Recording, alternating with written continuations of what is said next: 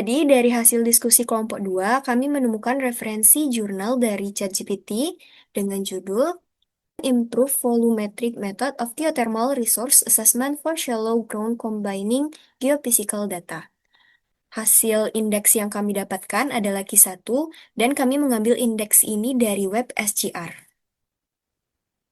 Dari jurnal tersebut, di sini Aru mengambil pertanyaan atau masalah yaitu bagaimana metode volumetric hard in place dikembangkan oleh USGS digunakan untuk menghitung energi panas bumi dangkal.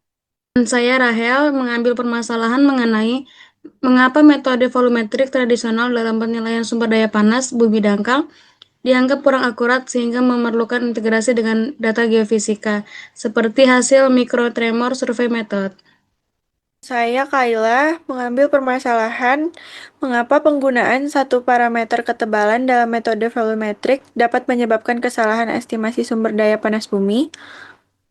Saya Fauzia mengambil permasalahan mengapa perlu mengkombinasikan metode volumetrik dengan data geofisika.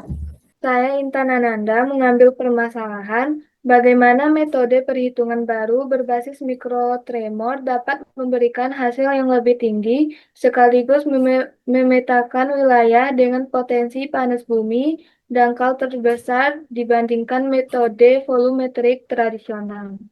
Saya Tiara mengambil permasalahan mengapa metode volumetrik digunakan untuk menilai potensi sumber daya panas bumi dangkal. Saya Cornelius mengambil masalah bagaimana keterbatasan metode volumetrik untuk menilai potensi energi panas bumi dangkal mempengaruhi akurasi hasil evaluasi, terutama ketika definisi potensi geotermal yang digunakan para peneliti belum seragam. Baik, dari jurnal utama tadi saya mendapatkan permasalahan atau pertanyaan, yaitu mengapa metode volumetrik digunakan untuk menilai potensi sumber daya panas bumi dangkal. Saya mendapatkan jawabannya, yaitu dari jurnal. Yang pertama, jurnal itu sendiri, yaitu jurnal utama tadi, yang berjudul An Improved Volumetric Method of Geothermal Resource Assessment for Shallow Ground Combining Geophysical Data. Yang artinya, metode volumetrik yang ditingkatkan untuk menilai penilaian sumber daya panas bumi dengan tanah dangkal dengan menggabungkan data geofisika.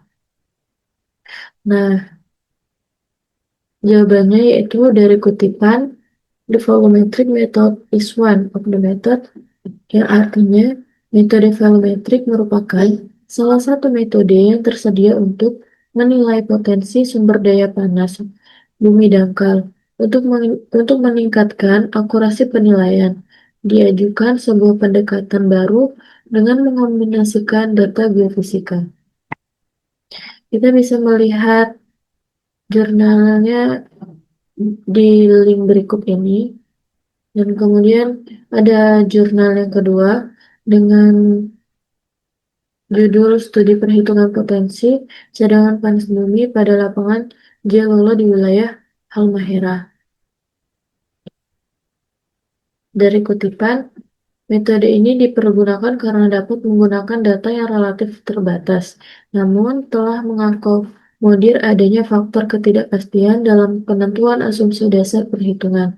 Berdasarkan parameter-parameter tersebut di atas, maka didapatkan hasil perhitungan potensi cadangan panas bumi lapangan Jailolo dengan penggunaan metode volumetrik